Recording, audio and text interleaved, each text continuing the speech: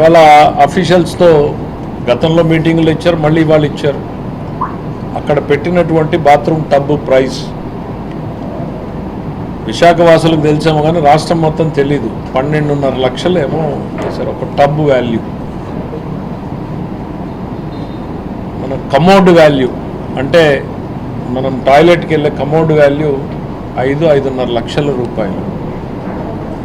అంటే ఒక 4-5 అంశాలు ఎందుకు చెప్తున్నానంటే అక్కడ ఉన్నటువంటి లావిష్నెస్ ఏ స్థాయిలో ఉంది. ఆ ఎంట్రీలోనూ అక్కడక్కడ కొన్ని డిజైన్స్ మార్బుల్తో వేశారు. ఏంటయ్యా వీటి పరిస్థితి ఏంటంటే 6,450 రూపాయలు చదరపు అడుగు.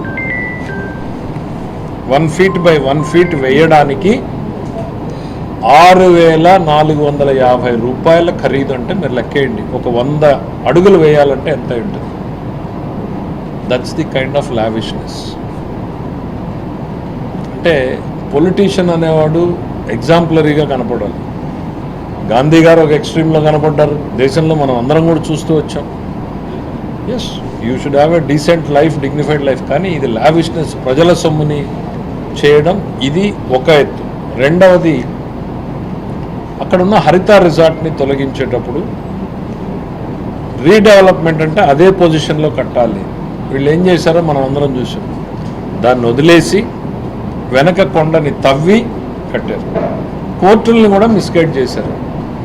కోర్టులు ఏమని చెప్పినాయి, మీరు ఉన్న ప్రాంతంలో డెవలప్మెంట్ చేసుకోవడానికి మీకు పర్మిషన్ ఇస్తున్నాము, దాని వరకు చేసుకోండి అంటే అదే చేస్తున్నాము అని చెప్పి కొండను వెనక్కి తవ్వారు. ఆ తర్వాత అనేక పిటిషన్స్ ఫైల్ చేయడం, వేరే కమిటీ వేయటం, ఆ కమిటీ వాళ్ళు ఫైండింగ్స్ ఇవ్వడం. అన్ఫార్చునేట్లీ ఆ కమిటీ రిపోర్ట్ సబ్మిట్ చేసేటప్పటికి ఆయన చైర్మన్గా చనిపోవడంతో ఆ కమిటీ రిపోర్ట్ అట్లా స్టేటస్కు సబ్మిషన్ కాకుండా ఆగిపోయింది. బట్ కాకపోతే మెంబర్స్ అందరూ కూడా కంటెంట్ ఇచ్చేశారు. ఇదిగో ఇన్ని మార్పులు జరిగినాయి, అక్కడ కాదు వెనక జరిగారు, తవ్వారు, ఇన్ని డీవియేషన్స్ ఉన్నాయి, కానీ ఆ రిపోర్ట్ సబ్మిట్ కాకుండా అయిపోయింది. సో దీని మీద రాష్ట్ర ప్రజలందరినీ ఒపీనియన్ని కూడా మనం సేకరించాం. రకరకాల రూపంలో వెబ్సైట్లో పెట్టాం, మీడియాలో పబ్లిసిటీ ఇచ్చాం.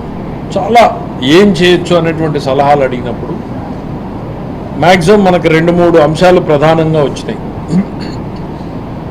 దాన్ని హాస్పిటాలిటీ ఇండస్ట్రీ అంటే ఇప్పుడు ఏదైతే రిసార్ట్స్ ఉన్నాయో వాటిని కంటిన్యూ చేయండి అని మ్యాక్సిమం వచ్చినాయి. మ్యూజియంగా మార్చండి అని చెప్పి చాలామంది చెప్పారు. ప్లానటోరియంగా కన్వర్ట్ చేయండి అని చెప్పారు. కల్చరల్ హెరిటేజ్ సెంటర్గా మార్చండి అని చెప్పారు. లేదు దాన్ని గవర్నమెంట్ స్టేట్ గెస్ట్ హౌస్గా పెట్టండి అని చెప్పారు. ఇంకా కొన్ని ఎక్స్ట్రీమ్ ఆలోచనలు కూడా వచ్చాయి. పిచ్చాసుపత్రిని చేయండి, దాన్ని it should be seen by the people of the future generations. ఇంత లావిష్ పిచ్చాసుపత్రి ఎందుకుంది అనేటువంటిది కూడా భవిష్యత్ తరాలకు తెలియాలి. దీన్ని పిచ్చాసుపత్రిని చేసి దీని హిస్టరీ కూడా అక్కడ ప్లేక్ పెట్టండి అనేటువంటి ఎగ్జాంపుల్ కూడా ఇచ్చారు.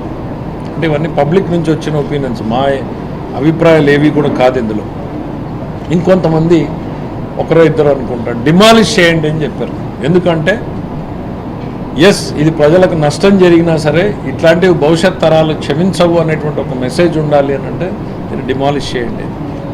But anyway, as a responsible members గౌరవ ముఖ్యమంత్రి గారు, ఉప ముఖ్యమంత్రి గారు చాలా కన్సర్న్డ్గా ఉన్నారు. ఏంటి ఇప్పుడు ఒకటి ఏంటంటే ప్రాపర్టీని మెయింటైన్ చేయడానికి కూడా మీకు చాలా కాస్ట్లీ అవుతుంది. జస్ట్ మినిమం స్వీపింగ్ మినిమం చేస్తూ ఉంటేనే ఇప్పుడు 25 lakhs వచ్చింది. ఇంకా దాన్ని రన్ చేసి ఆ ఎయిర్ కండిషనర్లు అవి అని అంటే probably it will go to 1-1.5 crore. అంటే ఆ కట్టినటువంటి లావిష్నెస్ని మినిమం డైలీ మెయింటైన్ చేయాలంటే 1-1.5 crore పైన వెళ్ళేటువంటి పరిస్థితులు. సో ఒకవైపు భారం, మళ్ళీ మెయింటెనెన్స్ భారం అనేటువంటిది కూడా చాలా అదనంగా కూడా ఉన్నటువంటి